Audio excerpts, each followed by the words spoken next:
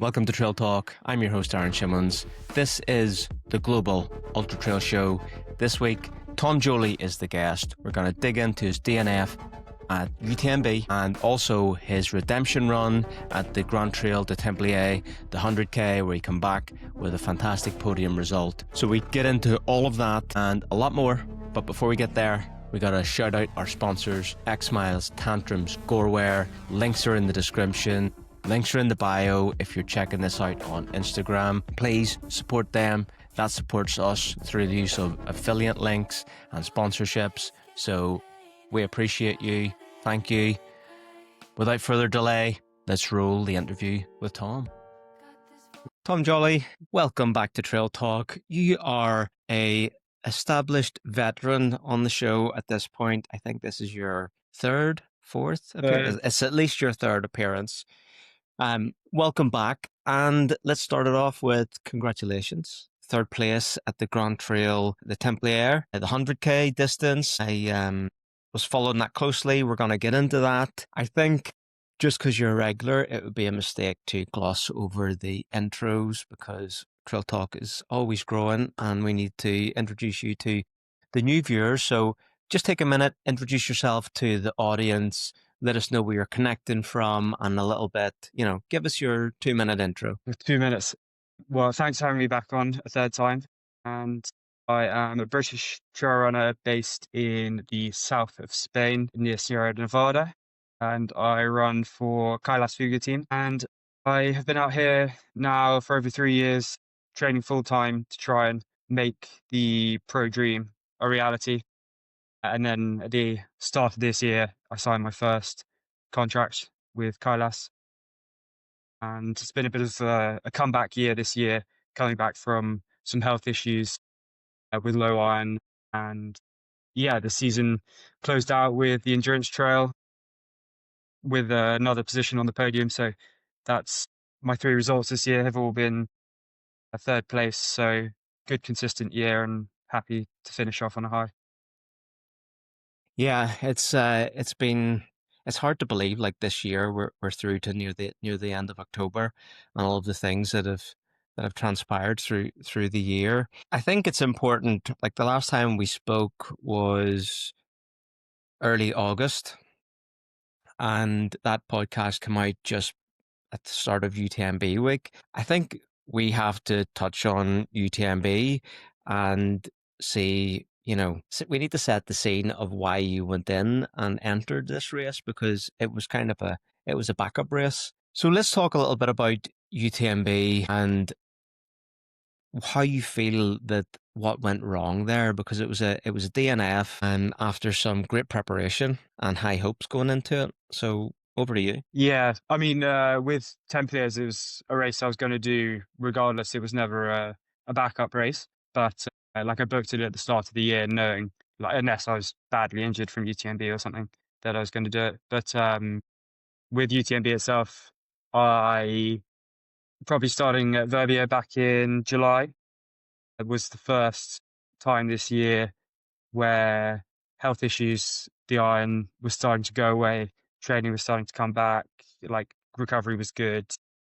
And yeah, it was a great feeling at Verbier because I was standing on that start line feeling like my old self again and was able to push and race well. And he was back and forth with Aurelian for the first half of the race. That was a really encouraging sign.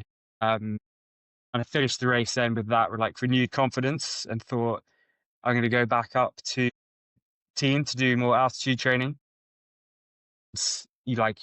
My coach at the time was saying not to go to altitude because my iron levels, although were recovering, were still not back to a sufficient enough level to actually benefit and absorb an altitude block. And I was kind of I don't know, it was arrogance, overconfidence that no, I'm back. I can thrash myself again and do hard training. And yeah, the first 2 weeks in team were great and training was looking really good. I was sleeping fine. And then that sort of third week just really started to deteriorate, combined with some big long runs, 80Ks and back-to-back 50s. And I think that that combination with the altitude and the long runs, I was cooked. Came back down, got my bloods done, and lo and behold, exactly as I thought, yeah, my iron had crashed back down. Ended up going to a hospital to get an IV for iron, and that was 10 days before the race, and I kind of had high hopes, like, it's an IV, miraculously, I'll be cured in time for UTMB. And of course, like, with hindsight, looking at all the stuff online and research, it says, typically, even with an IV, you still need like at least 2 or 3 weeks before you're going to start feeling better. And I tried to put that sort of out of my mind at the time and convince myself, like, no, I'm fine. I've had the IV. I can start UTMB. I can race.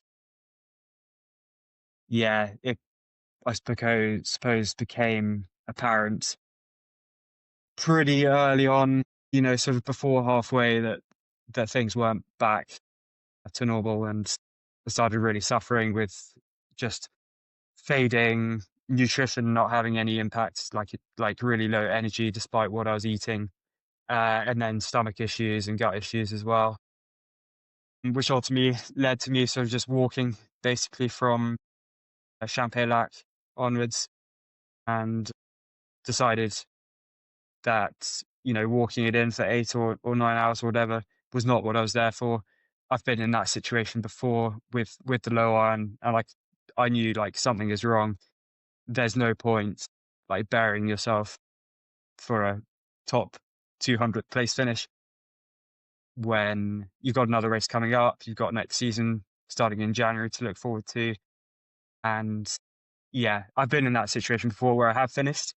And in Nice last year, like, I went in after DNF at UTMB with iron issues, and it was one of the most painful, unenjoyable experiences of my life that basically had me on the verge of like wanting to quit the sport. And so I don't want to do that, especially at UTMB, where you want to maintain that like feeling of, this is a championship race. This is like, yes, it's hard, but it's also like an enjoyable and memorable moment in your career. So don't just like really like tarnish, particularly that last 50K section, with just suffering for 9 hours. So yeah, that's pretty much how UTMB went. There was a bit of shit talking went on around the iron injection thing, and I think via social media is where, that's where shit talking happens on on Instagram essentially. What was your take on that? Because you complied with all of the things you had to comply with, and it was all above board. You were totally transparent about it, but still people talk shit about it, which was kind of weird because it was very clear that you were just doing what was allowed to be done. Yeah, so I think I'll clarify on the like medical needs, which was when I first got diagnosed with the iron deficiency. I could have got an IV there and then at like a clinic, but the standard procedure is to take the supplements first and, wait 6 months plus and do it that way first. And so did that. And now we're talking at UTMB like 9 months down the line, and I'm straight back in a iron deficient hole. I got 10 days to the race. Like, the only thing that's going to get me back up potentially in time is the IV. And second to that, it complies with, yeah, like you say, all the regulations. The size of the IV was 100 milliliters, and it was prescribed and given in a hospital setting. So both of those things are above board. I don't have to apply for a therapeutic use exemption in that case. Of course, on social media, it was all positive feedback. Everyone was saying, good on you, Tom. Thanks for sharing. I've had the same problems. Lots of people messaged me afterwards saying they'd had very similar issues. But yeah, the interesting thing was, that's what you see on social media. It's not what people are saying behind closed doors. And yeah, my coach was getting a lot of messages from people who didn't say who they were, essentially shit talking, saying, Tom's playing a dangerous game here.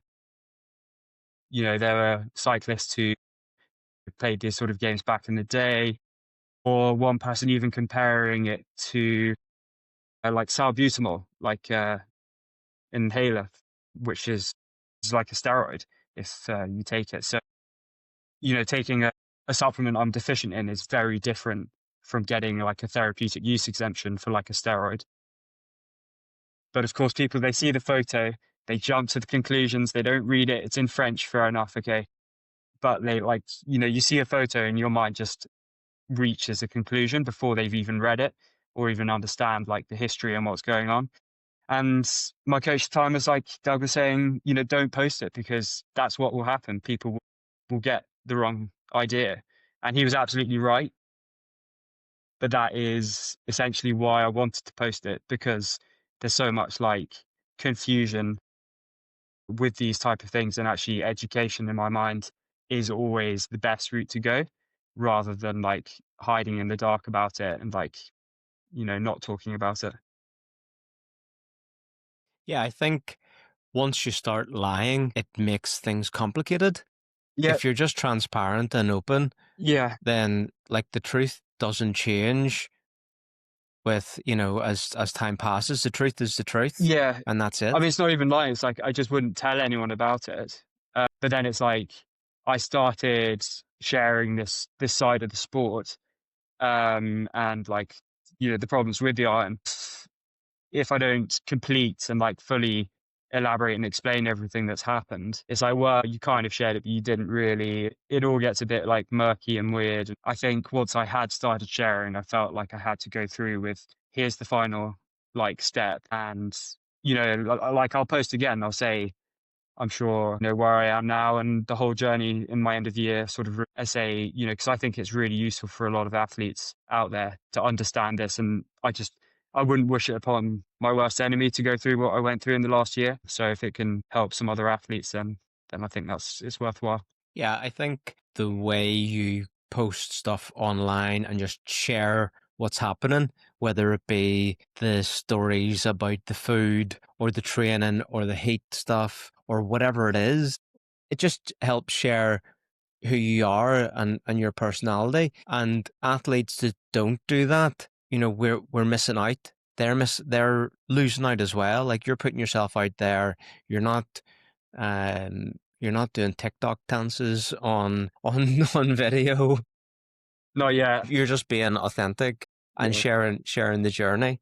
Um Wait, so I'd yeah. say continue to do that because it's great. We haven't reached OnlyFans level. Yeah. Yeah, and I haven't checked you out on TikTok if that I even don't is a even have thing. it. But Yeah. with the DNF, like I want to kind of dig a little bit into the mindset on that because I think everything that you said about the reasons why and not slogging it out and your experience of grinding out a low iron issue at Nice and all of the other elements are all just and accurate and great thoughts. But I think in ultra trail, and I think we had this conversation post UTMB anyway, but I think it's maybe helpful to share it on the show.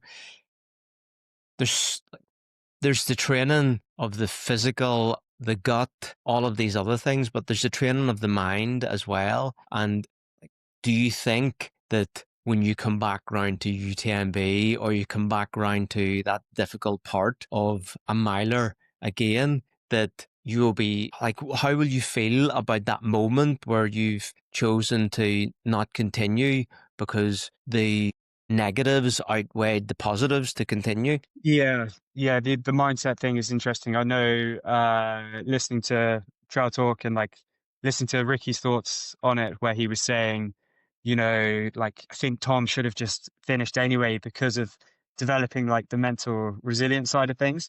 And I was like, it's a fair point, Ricky. The problem with that, I would say, is I've been there before, and you don't gain any mental strength. The chances are is actually when you deteriorate like that and you're in a hole with, particularly with low iron, which does actually affect your mood, um, because of how it interacts with like dopamine and serotonin binding in the brain apparently. So yeah, you don't get stronger. It actually, I think, would actually make you weaker in the long run, because you will remember that experience. I still remember that experience at Nice, and it just it leaves a scar mentally.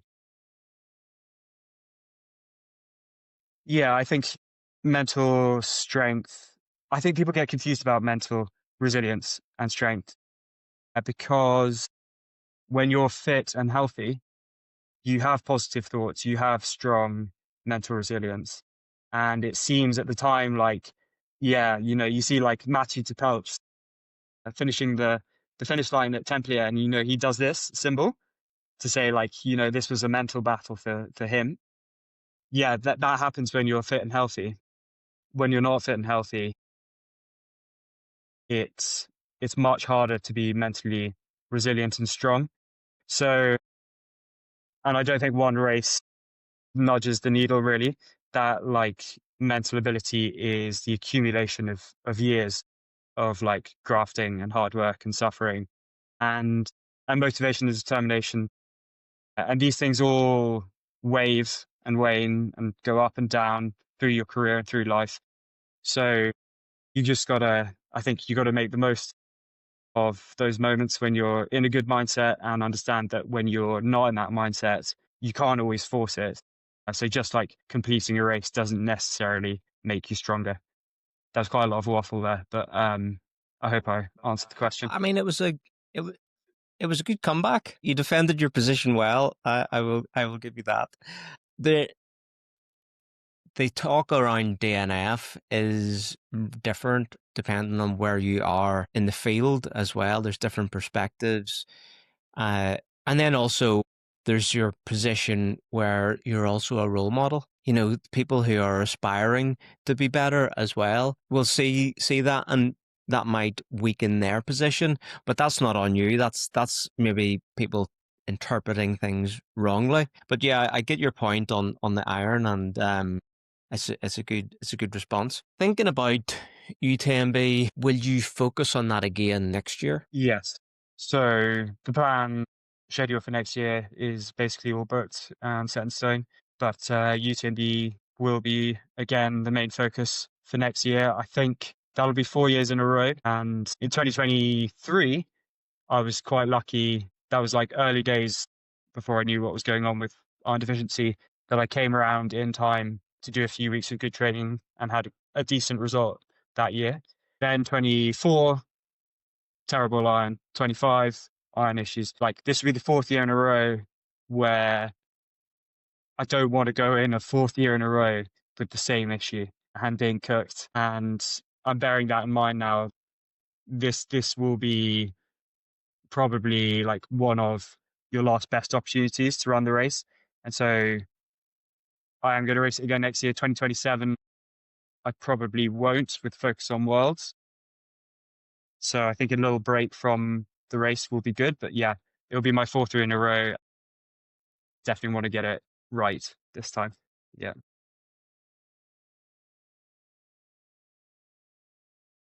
Yeah, sure. No, happy.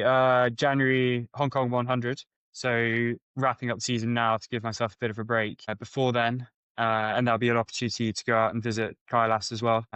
Then February, Transgran Transgran Canaria. So those are 2 races on the World Trail Major Circuit. So that's sort of the focus for the first half of the year. Then might go back to Ultra Trail Snowdonia.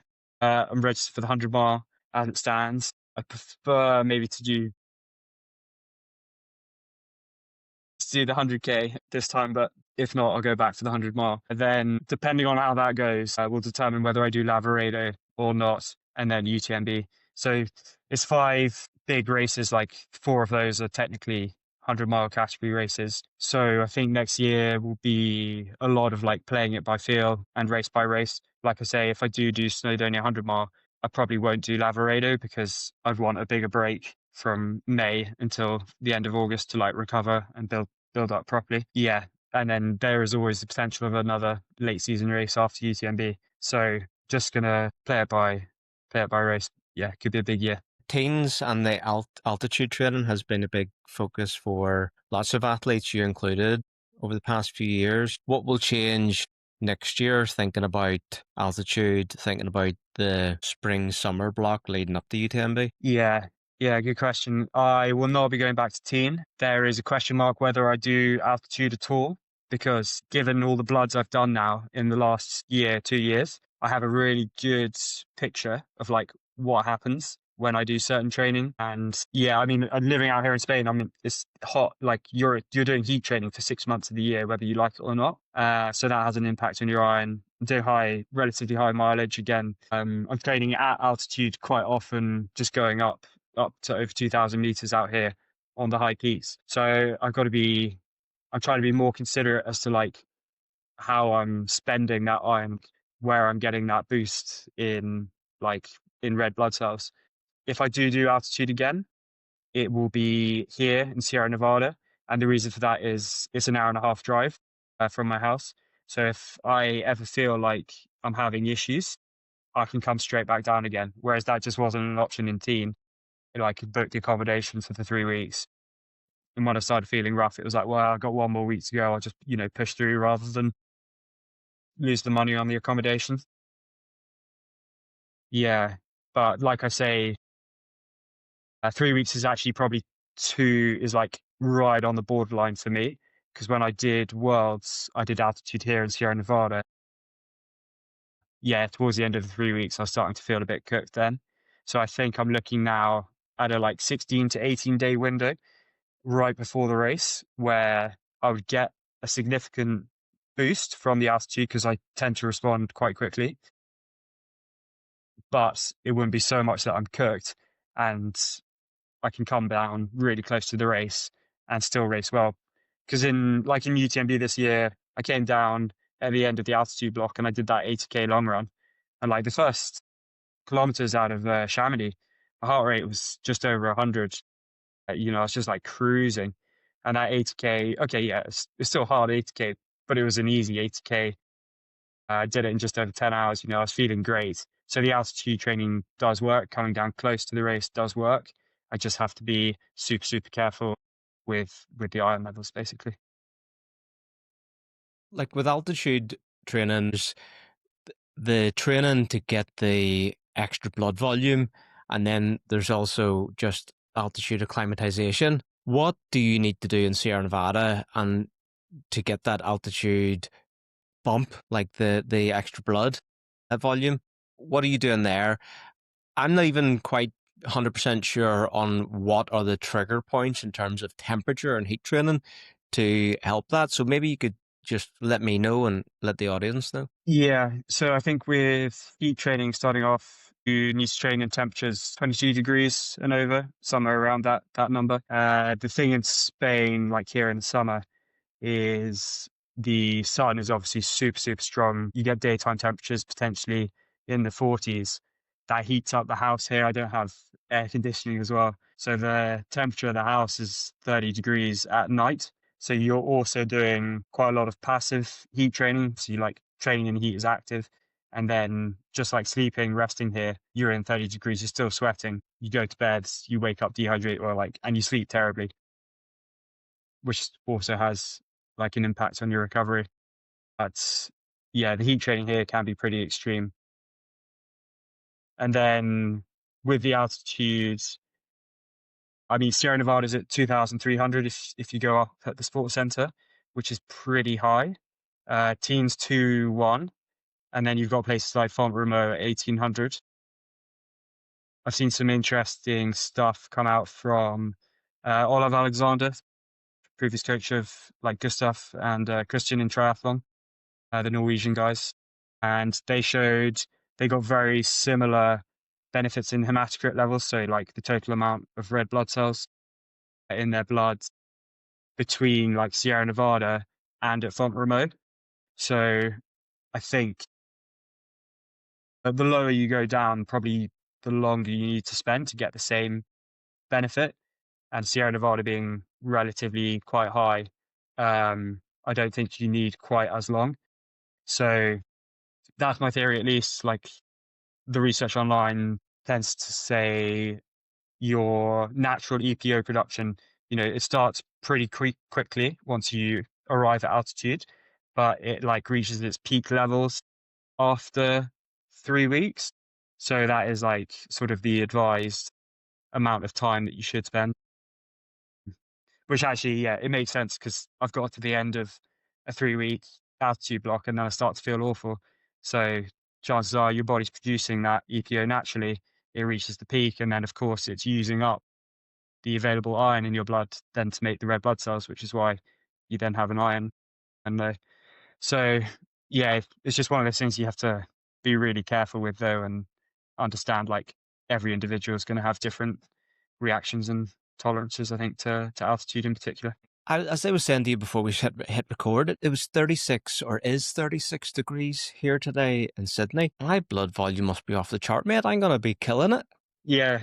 How long is it? I'm living in the altitude camp. Yeah. Is that why Aussies are kind of like Aussie grit you hear of? You know, they're tough as nails. Is that because they've got all this blood volume? Yeah, of course, there's actually a downside as well. If you live in the heat all the time, you like out here when I was training in the summer, my threshold would be 20 beats lower because of the heat, which means you can never actually train at a like high enough intensity to like hit those true like higher zones. Okay, the lactate is high, but you're just not getting your heart rate very high. You're not operating at a very high speed. Similar to like altitude, you know, when you go up high, you can't operate at the same true intensity. You often have to come down. And the same is true for the heat. Like you actually sometimes need cooler conditions in order to train more effectively. Would that not allow you to kind of widen that middle range, which is so important in ultra running, like that steady state up to sort of the first lactate threshold? Yeah, but again, like I say, it's going to affect like the whole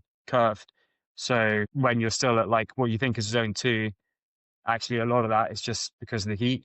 Like I have a thermometer down by my treadmill downstairs, which is like the coolest room in the house, but that'll often still be at 26 degrees or even higher in the summer. And you can see from the intervals you do, the pace isn't changing on the intervals, but the thing that's changing is like your body temperature, and therefore that has an impact on like your training. So yeah, I guess it will, like obviously the heat increases your heart rate, but it's not necessarily like it's going to help with the blood volume and that side of things, but it's not necessarily going to help with true training zones. I'm definitely not phoning you if I just want like a confidence boost. No, You should have just said, Aaron, yep, you'll be flying, mate. You'll be great. I'm in taper right now. Like I just need there's no more hay to be put in the barn. I just need the confidence now. what I didn't even ask. What race have you got coming up? The GPT 100, Nice. the World Trail Majors race. Yeah. It's in You 2 weeks this Friday. you versus Caleb. Yeah, he's fucked. Yeah. Well, I don't let him win because if he wins, he'll take the World Trail Majors series. That'll be 2 wins for him. Right, so that's maybe he's coming over for 15 grand. Yeah, and then Miguel is leading it again this year, but he'll get knocked off the top spot. Right, okay. That makes sense. Yeah. Might be too technical for Caleb. Let's see. Oh, yeah. Like the course itself is very rocky and a lot of the running is actually on slick rock. I think he's got that like redemption as well after 2 worlds poor performances. Yeah. Yeah, I can't imagine there'll be the competition there. I know that last year's winner isn't going to be there. Not that he would have been in the same league as Caleb if Caleb shows up strong. But look, we'll see. You'll have to watch his back. I might be coming for him with all this blood volume. I think you've got it. You've got it. The blood volume's going to get you there. Thanks, mate. Remember that for next time. Good luck. What else would you change? The training was good. The altitude we're going to change. Yeah. What else would we change before we? Really nothing else. Like I chose the slightly more comfortable, let's say, long distance shoe from Kailas, the EX330. Great shoe. My feet were amazing from that race, and my legs. Like I went to Templiers 2 days later and started running again after running 130k at UTMB. Like that was a great shoe. I think maybe I would choose the faster like super shoe, the EX Pro, maybe next time, just because maybe I had an illusion to myself like you can pace UTMB really steady and still do well.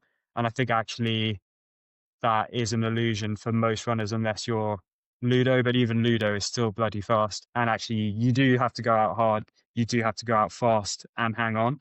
There is actually no other way of doing well now in the men's race. Like I said, I think in a post, the position you finish, like you reach Champex-Lac in, is very tightly correlated to the position you finish the race in. So I got to Champex-Lac in, I think, 20th place in 23, but I was with a group of 4 other guys, and then leaving Champay-Lac, I was in 16th, and I finished in 16th. And you can see that, like, if you plot the positions on a chart, like, the lines are all over the place until you get to Champay-Lac, and then they just basically flatline, and everyone is pretty close to where they're going to finish. Yeah, I think an appreciation of that side of things a bit more.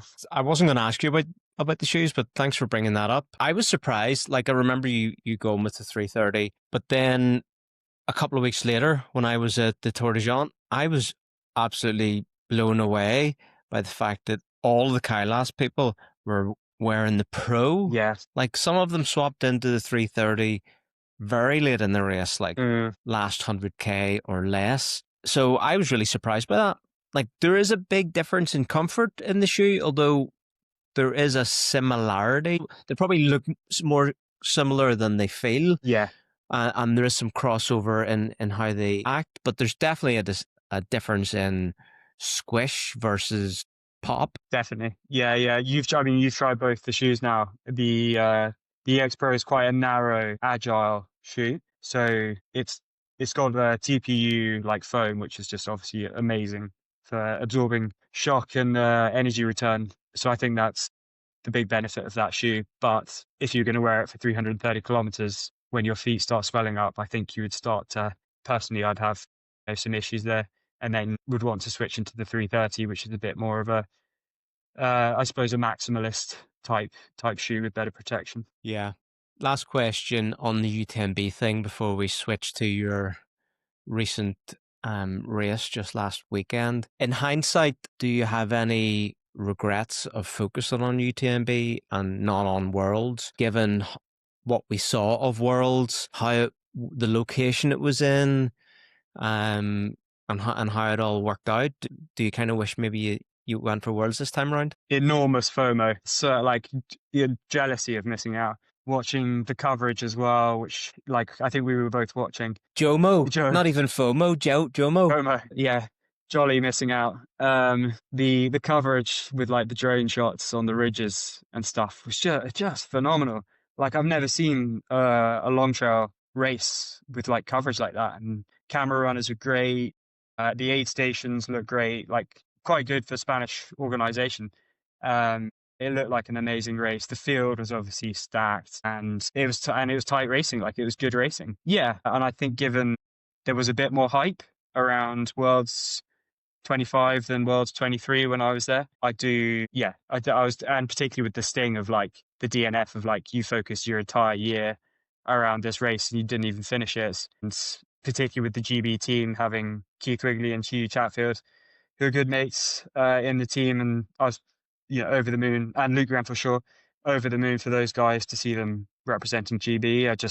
I wish I was there with them, because it would have been a great race. I have to agree with what you're saying. The coverage, while we see great coverage from Golden Trail and some of the Aravaipa stuff, it was the best coverage, in my opinion, of an ultra trail that I've ever seen. Yeah, better than UTMB. I mean, I liked the commentary combo. It wasn't American, which was great. Amount of time that the cameras were on the lead pack, and they were able to swap then to drone shots, which we wouldn't see a lot of. And, like, I was glued to it. Like, watching Jim and the group at the front almost scrambling up one of those climbs. It was just, wasn't trail. It was something you might do on a fun day out. But the coverage was epic, and all reports of it were great. Will you focus then for Worlds in 2 years in Cape Town? Yeah, a while back, I did a talk at the National Rowing Show, and I said my two goals in my career were to win UTMB, which is pretty punchy, and to win a medal for Great Britain, like an individual medal. And, like, after I was in the Worlds last time, but 8 minutes back from, like, 4th place, it was pretty tight. So I feel like that's trying to win a medal. World Championships may be a more realistic goal, but so certainly Cape Town. In 2 years' time, I'll be 36 then. Might be that last opportunity. I think with the 80k distance, like, you got to be realistic. Like, it's a fast race. that would be the best opportunity I might have. And I think with the terrain, I haven't been to Cape Town before, but I suspect it'll be a slightly faster race than like in the Pyrenees. Yes, it's like technical. You see that at Cape Town, Ultra Trail Cape Town, but it'll be like a rolling faster type of race. Yeah, so that'll be the main goal for 2027. Will you think about UTMB that year, as in not the miler, maybe a different distance, just to be part of the whole Yeah. show? So I think, like I said, it would be maybe a nice break from the UTMB cycle, because you often hear about athletes getting stuck in a cycle. And that is true, because for me, I've qualified for UTMB 3 years in a row by completing, like getting on the podium or a top 10 at a 100-mile race. So that means you're doing 2 UTMB branded 100-milers a year. Realistically, that's at least half your season, if not, potentially the majority of your season. So I think taking a break will be nice, and focusing instead on Western States that year. So early races will be focused on qualifying for Western States. Western States at the end of June, and then you have a nice gap in between, and hopefully some like decent leg speeds you've built up from that year of racing to focus on Worlds. It'll be, is it a week later like than Worlds was this year? Like the gap will be about 5 or 6 weeks, 5 weeks I think, between. They said October, haven't they? I think it's more than a week. Okay, it might be another 2 weeks, yeah. That makes it even harder, because now CCC or like even UTMB could be a realistic double. But yeah, no, Not after what we saw this year. that's the Anyone that thing. did UTMB had a terrible Worlds. They didn't have a good Worlds. The guys who did OCC, though, obviously had a fantastic Worlds in the long course.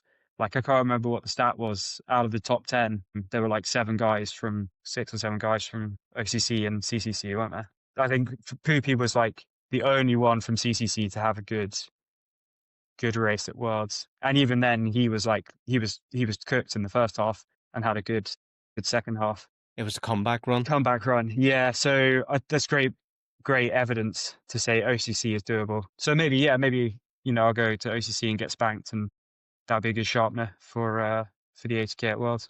Side note, we were having a conversation in the Trail Talk WhatsApp community, and I was blown away by the amount of people that said, like, I'm gonna say like 95% of people said they focus all of their calendar on getting UTMB stones. And as in, this was in the Euro group. Yeah. And I think back to like my 4 visits to UTMB to race was pre-stones, and it was ITRA points, and you used to have to get, they changed it a few times, the amount of points and things, but before the stones, it was 11 points over 2 years in no more than 3 races, and a 100-mile category kind of race, before they called them categories, was 4 points. So you had to get 11 in 3, you had to do 1 4-pointer. Right. But it meant that you had 2 years to think about, the 2 years where you only had to do 100-miler, 50-miler, 100K, whatever. You were getting like 3 great experiences, if not more. 3 years to prepare for the big show. And now it's, get quickly into the queue, buy your entry for Snowdonia DK, get a couple of stones, and flip a coin to see if you get to the finale. Yeah. Like the shoot is so much faster than it used to be just for the non-elites. Yeah. I thought that was just so interesting. Like, it's a different experience for the trail runner now Yeah. than 5-6 years. And like you're saying, with the change in the system with the stones, what you've essentially got is like a massive inflationary process, because you have to collect more stones each year or each time you enter, because everyone else is collecting more stones. There are more racers coming on board in the UTMB circuit, which again means there's more stones available for collection. So what you're actually looking at is like similar to like a financial system with like just printing money. You're printing stones instead. And so, people are having to pour more and more time, qualify for more races, collect more stones, as gradually the number of stones required creeps up and up and up. Yeah. It feels like the only way that pyramid model doesn't implode is if they change the rules in 5 years, that you need 10 stones to then apply. Yeah. And then you can use your stones. Like, they have to increase the bar Yeah, that's an to interesting. reduce the number going into the lottery. So interesting as well with Ironman for professionals. It used to be based on like a similar system of like a points index. Whoever had the most points at the end of the year got qualification, and then they changed it to like a championship qualification system where you had to get on the podium. So I wonder if UTMB will ever change like on the elite side as well. But I suppose it doesn't matter because elites pay for their entry anyway, so it's not like Ironman where they would get like a license for the year. But I wonder if as it gets more and more oversubscribed, whether there will be changes there as well. I think you can probably guarantee that there's going to be changes because even the elite entry process, there's tweaks to it every year. Yeah. So yeah, we'll find out what next year's tweaks are at some point. But I would nearly bet some money that that's going to happen. What's the thoughts on the World Trail Majors focus early next year, particularly like Hong Kong 100? I know there's a Kailas X event in January as well. Are you thinking about combining that trip? No, no. Given the calendar is already pretty full, I try not to add anything else in. Probably realistically, it could be taking something out. But yeah, focus on World Trail Majors. I think it's slowly gaining more and more traction. More and more elites are going for it. It's 15,000 euros prize money. For me, it's significant. And a worthwhile go for it. Like maybe I won't win the series, but I certainly feel like I can finish pretty high up there. So yeah, and again, just a slightly different focus from, like I say, the UTMB, all UTMB races in 1 year cycle. Yeah, I guess the World Trail Majors seems to be getting a bit more established, as in they announced. They announced and it's kind of like bedded in a little bit. And there's been a couple of new additions to it. I think I'd like to see the prize fund increase, and maybe I think maybe they need to increase it to more than, is it 2 races or 3? I think it's Who, 2. Your best 2. yeah, and like with the scoring, talking to Miguel Arsenio, he was saying the problem with scoring is if two people are tied on points, which is actually relatively possible. Because if you got a first and a second, the other person could easily get a first and a second. It comes down to the highest ITRA score of those races. And he was saying there's a big discrepancy, he thinks, between the World Trail Majors in Asia, where the scores are significantly higher than, say, the scores in like the European circuit. And he could be right. And again, like we're coming down to an index system, which is not a perfect, like I think everyone agrees the index system is not perfect. It's good. It does a job. It serves a purpose, but it's certainly not perfect.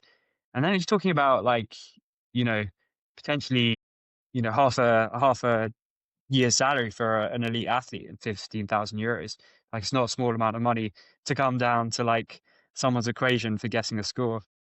So I think they probably maybe need to tweak the rules. I don't know. What do you think? Like change it to comes down to like a third race instead of like the ITRA I score. think there's a couple other ways that they could do it, but if you think about maybe the easiest way to do it is what way is that model adopted in other sports? And one way would be who had the earlier first place or who had the earlier best result. So if you won the race in January and someone else won their race in April, then it would be the first person to get that win. That's interesting. Yeah. It probably wouldn't impact the choice of races though, would it?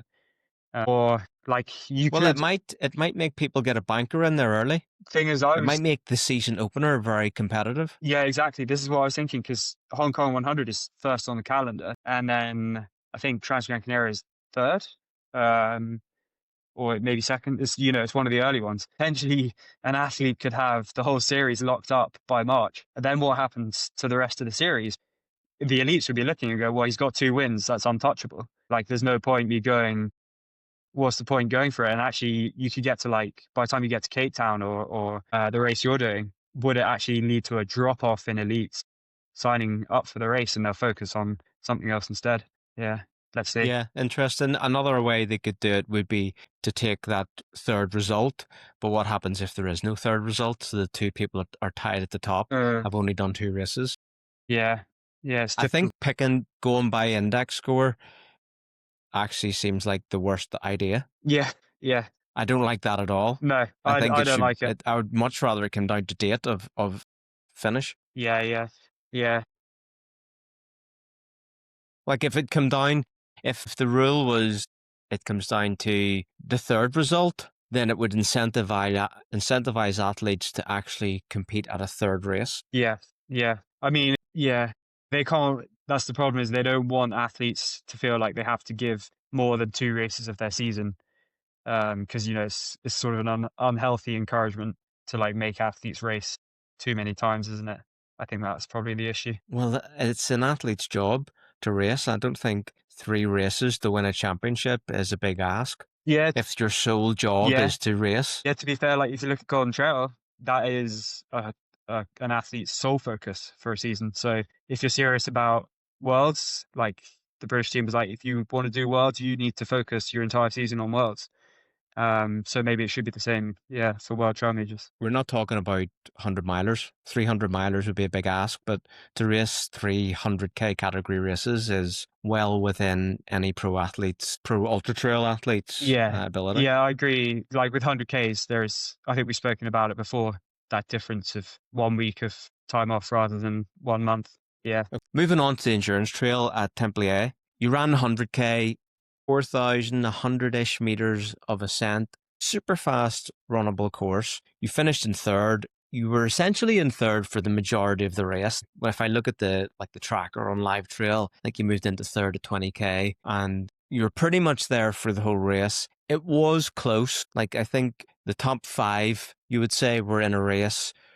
But third and fourth, you had to work for it. Talk to us about the race. Very different to UTMB in like the style of race, the metrics of the race, and how you had to execute that. Over to you. Yeah, again, a few weeks after UTMB, I started to feel good again. Speeds were coming back in training, and I went out in that race hard with the ambition of going for the win. And I think that's a huge mindset change from UTMB, where it's like, oh, if I have a good race, I could top 10, and like trying to be careful and play it safe. This was very much you're back to your old self, go out harder than you think is sustainable and hang on, which has traditionally been my racing style in the past. And to be honest, all of my best results have come pretty much from that style of racing, and Templiers was no different. I went out about 3:30 per kilometer pace on the road, and the only 2 guys who were within touching distance were Remy Brasek, who ended up winning, and then the other Remy. I knew then, like, by 8K, you do like this out and back, you can see the rest of the field. And like, I couldn't see the rest of the field because we were so far ahead of everyone else. So I knew then, like, the winning pack, like the winner is going to come out of the 3 of us. To be fair to those French guys, and like Remy, who won, has run that race a few times, they were just better than me on the technical descents. I was leading on the non-technical fast stuff, and then when we got into like the ravines and like loose rocky descents, those guys just were flying. And you could tell they knew the trail, because although there's not a huge amount of elevation gain, it is a very windy course and a very up and down course. It's one of those trails like in the dark that if you don't know where the turn is, or you know that there's trees and roots and rocks in certain places you need to be aware of, you do lose time adjusting to the trail. Whereas those guys were running like they knew the trail. And yeah, it was a great race leading up until 20K, as you say, and then dropped back into third with a bit of a low. I suppose they essentially called my bluff. They were as fit, if not fitter, than me, and could keep up at that tempo. I backed off for a bit, had a bit of a pity party, like focused on fueling and nutrition for a bit. And by the time I started to feel better again, third, fourth, fifth, and sixth had all caught up to me. And I was like, oh shit, didn't think I would be now fighting to hold on to third. And that's really like the whole middle of the race was, no, you like, yeah, okay, maybe the winner's gone. Maybe you can catch them if you keep working, but you've just got to defend this third place now with everything you've got. And it was a great battle, just like loads of back and forth, leapfrogging, attacks on climbs, attacks on scents, even like those like quick aid station stops where you're like, there's no way that person has like eaten enough food or taken enough stuff with them, because they just like they're blowing through and just grabbing a bottle or whatever, just so they can get that like gap and advantage. So it was a really exciting race, and yeah, I had a sort of rebound after halfway, put in a little bit of a gap behind the guys behind. But again, like you say, sorry, yeah, The where you had the low yeah. was fairly early on. Do you think you just burnt a couple of matches and you needed to like rebalance things? And at that point, the gap to the two Remy's was made, and they just had to hold that. Yeah, that's pretty much what happened at the first checkpoint. They were 4 minutes ahead at 27K. It went out to 8 minutes by about halfway. Yeah, it never really came back. I kept getting splits of like, you're only 4 minutes back now, you're 8 minutes back. And then by the last aid station, I got told I was 15 minutes back. And there's like 8K to go. It almost cost me actually, because I switched off with that last 8 kilometers to go and started just like cruising, because it's like downhill. Oh, I've got third in the bag now, just get to the finish. And I didn't realize, but like fourth place was charging hard through the field, which is Mattis Loré, who he beat me at Verbier. He was 10 minutes ahead of me at Verbier. And yeah, I got to the finishing straight and felt good. I was like, I can go for a little, final hill sprint up here, and look behind me at the finish line, and Mattis was right there. So if I hadn't sprinted, like he would have been on me. I just didn't even hear him coming. So yeah, really cool race, and really glad, like really happy with the performance. Just getting third was a great achievement. It was great to get that result after the UTMB and go into the off season with, a podium, one you've raced hard for, enjoyable too as well, like a 10-hour race. Essentially at your level, that's like a full gas kind of performance. An elite can run 100K and manage an effort like that. Do you think, like, going into a race and thinking this is going to be around a 9-hour effort, it must feel kind of, I'm going to say super easy, which is the wrong thing to say, but like super easy compared to a few months prior? You were thinking this is going to be 20 something. There's going to be hardship. There's going to be highs and lows and all of the other things that entail in an ultra trail. How's the mindset different going into like a fast 100K? Yeah, I think coming from an Ironman background as well, where I would always be finishing somewhere around that like 9+ hour mark, I'm really comfortable with that intensity and effort. It's like you're basically in that like zone 3. You don't want to go to that second threshold. You just want to stay just below it. Yeah, so like average heart rate for the race for 10 hours is like 150 BPM, which is decent, which is okay. It's been higher before, but you're never backing off the pace. Like it is relentless, but that's also what makes, I think, 100-kilometer racing fun. And I jokingly call them, like a fun run, because you're not going into like that hole, the well of suffering, like you do into a 100-miler, which is so much more. It's such a different race dynamic. Like the 100-miler, you just ignore basically everyone else and you just focus on you, because I think that's the best way of getting through it. With the 100K, positions are coming down to 30 seconds. And if you don't respond to a move, that 30 seconds, like that move, that's what's going to cost you a podium. The difference between third and fourth, that's what's going to cost you prize money. There's €1,000 for third. There's nothing for fourth. And again, like with bonuses from sponsors and stuff. So you really got to be on it and relentless, and just like think every meter counts. Like as soon as someone overtakes you on the trail, you overtake them straight back. You've got to be dominant and like aggressive and maintain that hard effort. Yeah. Like the 80 to 100K distance is versus the miler ultra trail wise. It's like almost like comparing like the 100-meter track to, I don't know, a half marathon or a marathon or something. They're totally different. 80K, 100K, you're still like if you're up at that lactate threshold or below the first lactate threshold, you're having to slam a lot of carbs because you're burning through them. Mm. What was the plan there? I saw, um, Benny was doing your. I'm not going to fall into that trap of calling him by his Instagram name, but Benny was doing your crewing and also the media, which was great to follow. I kept seeing him stuffing bottles into you in true Tom Joly form. You were stuffing your face like, how much can I eat? And you just looked horrendous doing it. Like, but I'd seen it all before. I was like, yep, he's stuffing his face again.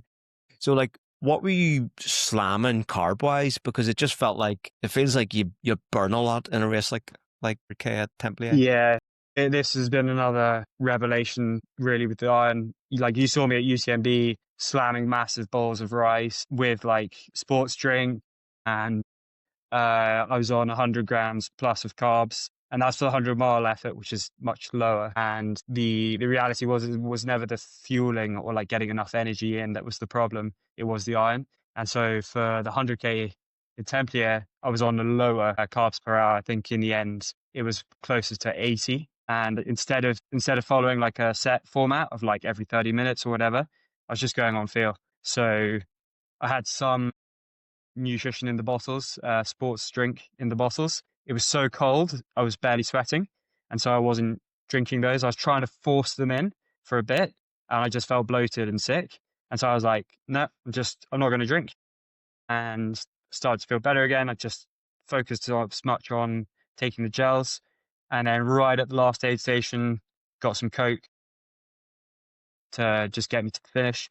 But otherwise, yeah, about 80 grams an hour of carbs with just gels. And then, yeah, okay, you saw the like the beef pasty footage, which for me is still like really, really important. As soon as I had a few bites of that real food, salty real food, washed it down with a bit of Coke at 57 kilometers, my stomach felt great again. Legs just came back to life within 2 minutes. So I don't know what it is, because like if I take salt pills, I don't get that same effect. But if I eat real food, for whatever reason, an army marches on its stomach, and it works really well for me. Yeah, I just think Coke and real food is just a thing of wonders in ultra trail. You know from listening to the show, Ricky and I have been banging on about Coke, and like I think it's one of the it should be in the beginner's guide to ultra trail. Just Yeah, but then start drinking do Cokes. you have this thing with Coke? Is like when you start drinking it, you get that you get the short boost, right? But then you get a bit of a crash afterwards. So like I've started noticing a lot of the hard like older or like even the French guys like Ludo and things at Reunion, they take a little sip. They don't swig a whole bottle like Zach Miller style. He'll just slam like a whole can or whatever. They'll just take a little sip. So it's just enough to like perk you back up, and then you don't get that crash. I don't know if you find the same thing with Coke. A lot, like I know of coaches that would prescribe more like a little every hour rather than taking a bigger dose, thinking about the half-life of the caffeine, Yeah, rather than taking 90 milligrams every 3 hours, yeah. take 30 every hour or 25 every hour. So yeah, I can't tell you what I would do because it's not going to help anybody, but yeah, I know totally what you're saying there. I think a little and often is better. Mm. It's just hard maybe to do that with Coca-Cola. Yeah, yeah. And you don't want to end up like relying on it, because once you start only drinking Coke, I find then like your sports nutrition and stuff doesn't work as well. Yeah. Because you're getting such a good hit from the Coke. You're getting slammed with caffeine and you're getting about 50 grams of carb per bottle, and it Yeah, tastes better than any sports drink anyway. yeah. So yeah, Yeah, just need a Coca-Cola sponsorship. Yeah. and it's a lot cheaper. Yeah, yeah, it's true. Yeah. But well, until you go to the dentist, yeah. Yeah. What was the thinking behind going for the endurance trail over the 80K? The 80K being probably like the event or the distance that event is maybe being built around. Yeah. Was it because you were coming from like the 170K? No, not at all. Like I paid for my entry at the start of the year, and then later the organizers came to me and were like, "Oh, we'll give you a free entry to a race." And I was like, "Well, I'm already entered to the 100K." I did want to do the 80K, but when like I say, I signed up through the standard system, not knowing they would give me an elite spot. The 80K was already booked up like back in, must have been like January or something. And yeah, so I had the 80K in mind and saw the 100K was available. And I thought, you know what, that'll be just as fun. It'll probably suit me better with the slightly longer distance. I would say the problem with the 100K is it's on at the same time as two other races. So it's that annoying thing of like you're passing people who are there to finish and there for a good time. You're screaming at them and then they don't move and you slam into them, and it gets a bit like stressful when you do that for 4 or 5 hours. Yeah, and like, and then the French go, you know, like à la gauche when you try and snip around them on the right, and they get pissy with you. So I think if I did that race again, I'd go for the 80K, which yeah, deeper field, better scores, bigger prize money, and they really cater to that race more than the 100K. How did you like? How did the training differ for the 100K over the UTMB block? Like, what did you? I guess you were going straight into like a sharpening phase. Yeah, exactly. So probably of note mentioning, decided to start working with Doug because I like to have like TMR coaching. I like to have a say in my programming. And to be fair to him, he wouldn't allow that because he's worried that essentially I'll do what I did last time and do too much training and put myself back in a hole. So total respect to him for like always having my health and like in like best intentions at heart. So when I started working with him, I was like, okay, let's not do too much because one, I'm now healthy after the iron. Two, I've done a big block of training over the summer. Like the base is there, the muscular endurance is there, just need that like slightly higher pace. So did like a 5 week, what I call like a ramp block, where you start off very, very low. So that first week back of training was like, it's less than 100K. It might have been like 60K or something. And then you just gradually increase it by like 2 hours a week or so. So by like the 5th week, I think I was back up to 170K. But the focus is not really on the volume as much as it is just on the three, I suppose, threshold sessions. One on the treadmill, one like long uphill, and some like shorter 6 minute type hill repeat efforts. And that was really the focus. Like if I felt a bit tired, bit unwell, I took a rest day. If I felt like I wasn't sleeping well or libido dropped, and like I joke about like male libido, obviously on this podcast before, but I joke about it because I'm quite serious about it. I think more men should talk about that side of things, and it is a symptom of overtraining if you have got low libido. So as soon as that happens, it's like actually you probably need to back off a bit and like really listening to those, let's call them like early warning signs. And I had just the best training block probably this year. Just loved it. Every session felt good, had energy for every session, hitting like new PBs and stuff on trails out here.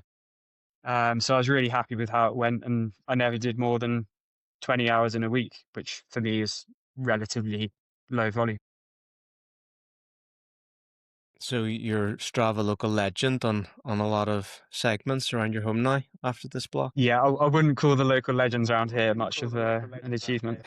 So three threshold sessions a week, and they were all hill focused. No, one on the treadmill on like the flat, and I only ever do. Right, so the treadmill one was flat. Yeah, because around here everything is hilly. I use the treadmill for the flat here, and like I was doing kilometer repeats at like 320 per K, and they were starting to feel really comfortable, like metabolically and breathing wise. The problem with 320 pace for me is once you get to that like 8+ rep, it's the muscular fatigue. And just like even slamming a treadmill, like it takes a lot of the impact.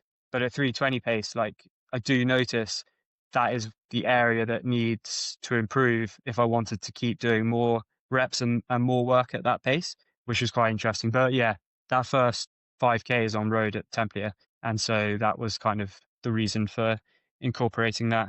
And I was the fast, like we went out at the same pace that the 80K guys went out at on the road section.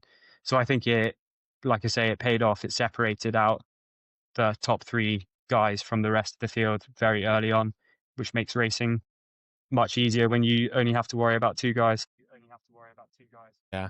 Hong Kong 100K will have a lot of steps, so you'll be introduced to steps, no doubt, at some point in the next block. Yeah, I'm tempted to invest into a stair machine. I think that's sort of like the new trend at the moment, isn't it? Like weighted stair machines and stuff. Yeah, and I've been Then you can just put the rocks in the backpack and never take them out. exactly the dream. You can just set it beside the stepper, do your thing. Exactly. Yeah.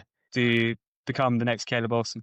But I've raced in Hong Kong before, so I'm looking forward to going back. And yeah, steps are horrible. The up isn't the problem, it's the down. Like I'm sure you know, like when you're trying to run down fast steps, it's a lot of strain. Yeah. Look, I've been thinking about this quite a lot, steps, because that's how a lot of this stuff, not a lot of stuff, there's a lot of steps in Australia and Sydney, the trails around here, some of them are steps, even in the Grampians where GPT is, it's maybe steps carved into like slick rock that's part of the mountain. And when you've got steps on a descent, it nullifies descending ability. Yeah. Yeah. So it makes everyone descend closer. It brings the field closer together. And then whenever you are going up, it ruins the rhythm Yeah. because it's very hard to maintain a smooth rhythm with varying steps. But also, like, if it's just you're dealing with a change from 9 to 20% of a gradient on an incline, you just shorten your stride. When it's a step, the bar of entry is higher. You know, there's no step smaller than, I don't know, 5 inches or something. There's something required for that. And honestly, whenever I hit steps, the heart rate is like, okay, I had my heart rate before now, and now we're fucked. Yeah. Totally true. Are they like steps as well? They're not always even, right? So like sometimes you get like say a 5-inch step, or it could be like I don't know, a 20-inch step or whatever. And so you just, like you say, you lose that rhythm. Yeah. Oh yeah, but sometimes you'll get a step and it's just there was a convenient rock here, Yeah. which we've not decided not to make a step here because it was a lovely rock, and that's one of those ones where both hands go onto one knee to get you up. Savage. Last couple of things on Templier. You had Benny doing crew and media. What was that experience like? Yeah, good. Ben and I worked together in Verbier. He like reached out and said, I'll come, he lives in Switzerland. I'll come do some footage for you, see what you think, and you know, like getting his foot in the door kind of thing. And I mentioned I was doing Templiers, 6-7 hour drive for him, but essentially paid for him to come and be a videographer, which I've never done before. Verbier was a great success with following because he was reposting and resharing stuff as it happened, just like you were doing at UTMB, and that gets way better engagement. The weird thing was at Templier was there was very little engagement from Templier itself, like with anything he was putting out or like tagging us or sharing stuff. So I think my following might have gone up like a few hundred at Verbier and at UTMB. Whereas at Templier, I think it went up at like four new followers. So in terms of like investment, it didn't work out this time. And so just because you spend money on like a videographer and stuff doesn't mean it's always going to work. I think a lot comes down to the race organization itself. Yeah. You still have that back catalogue, let's call it, of content that was created from that race, which was a podium finish. So that is worth more than X amount of followers. Yeah, it's true. I think it's as well, you obviously know the game is like that consistency of posting and putting out good content. We like I do this for the racing and the results as more than for the following. Of course, that is just part of the job. But yeah, I have got lots of good content to use. Yeah. It's one of those ones that I think all you should do is what you've been doing. Just be you, putting yourself out there and document the races that you're doing. And that is just purely authentic. And that's what social media should be. So I think the stuff's good. So yeah, good move. Let's close it out on gear and some stuff I wanted to ask you about the anti-doping seminar that Kailas did. So I noticed we had a custom Kailas bum bag going on at Templier. You were doing some stitching. What's going on here? You know, shed some light on this Tom Joly prototype. Yeah, so I mean, you sort of got some more of experience with Martin at Tour. He was just using the belt because the kit list at Tour is minimal. And we both agree, and lots of athletes, I think, would agree that a belt is the optimal setup in terms of carrying equipment, the weight distribution, it's not interrupting your breathing, all that kind of thing. But the issue is like the space. You only have a certain amount of space in a belt versus a pack. And yeah, I love a waist belt. I'd prefer a waist pack over a vest any day. So I've been modifying some old like 3 liter like bum bags to attach it to the Kailas elasticated waist belt. So now it's basically can take 100-mile kit list if you force it in there. But I mean, for Templier, it didn't actually need that one in the end. I just used the standard Kailas belt. But I think the future of, as we continue to find like these smaller marginal gains and optimal setups, will be a waist mounted pack. So hopefully watch this space to work with Kailas next year and hopefully make it into a real working saleable waist belt. I'm going to put this out into the world for free. You can take it and run with it. I think with your double bum bag belt arrangement, you need to add braces to it. Yeah, I know what you mean. Yeah, belt and braces. It sounds funny. It sounds like, I don't know, like 1950s Britain, but the stability that would give it without adding any kind of thermal Yeah. restriction, I think could be a game changer. The funny thing is, basically what you're describing is webbing, i.e. like the military style of like we would wear like a belt with mounted pockets on it. And then you'd also have like a shoulder strap attached to that. You can add attachments then as well to the back. But it means you're a lot more versatile for movement and like crawling and stuff in the military. But the funny thing is that's like basically what you're describing is race webbing, essentially, which, yeah, it has crossed my mind. Yeah. I like it. We're talking about a new modular system here. Yeah. Convert it into a pack, strip it down to the belt, the stability. You could, there's an idea there here. is an idea, like, you basically have the different pouches you want. You can attach them and take them off. Way more versatile than a single vest. Let's do it. You heard it here first. Yeah. Yep. I want you to talk a little bit about the anti-doping education that Kailas have been doing for their athletes and other like educational pieces that they're doing, because Kailas have like the FUGA Mountain Club, which is hundreds of members, which for the audience, that is like, they're kind of elite performers, but they're not professional athletes. Is that maybe the way to describe it? Yeah. I'm using my own words, not theirs. So there's a massive pool of athletes out there and they're providing this education on various things, but the most recent one I heard about was the anti-doping one. So talk a little bit about that before we wrap it up. Yeah, I think so Kailas did a presentation with one of the FUGA Mountain Club athletes who's a physio and knowledgeable in the anti-doping area. And I don't know other brands who have done a similar thing. I think the timing is good considering what happened with Joly and Salomon essentially like sort of washing their hands. Is that fair to say of her? Like, and then there's this discussion of like, where was the education piece?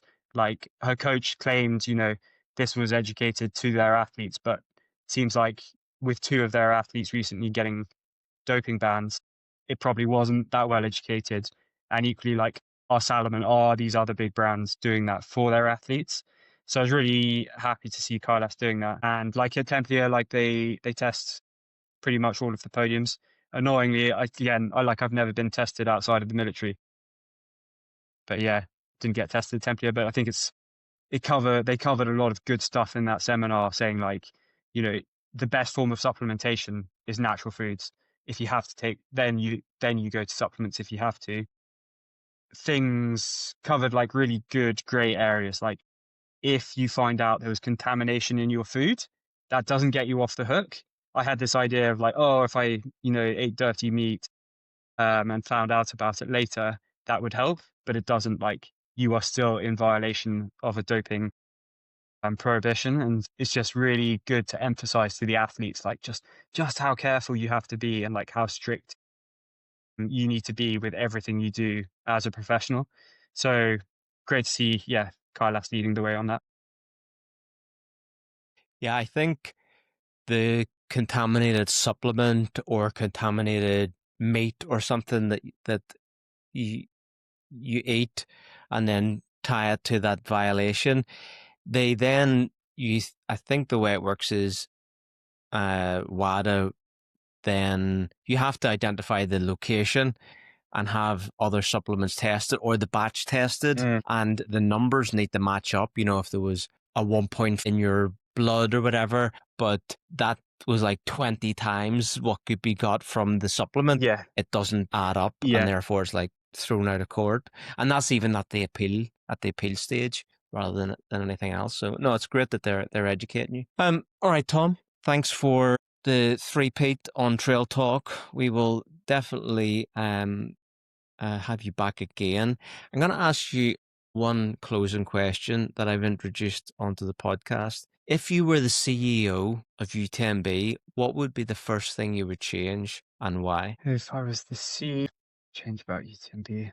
That is a hard question. Oh, I know. I'd change all this like bullshit with like standing on the start line at UTMB next to Andy Berry. They started playing, was it John Lennon?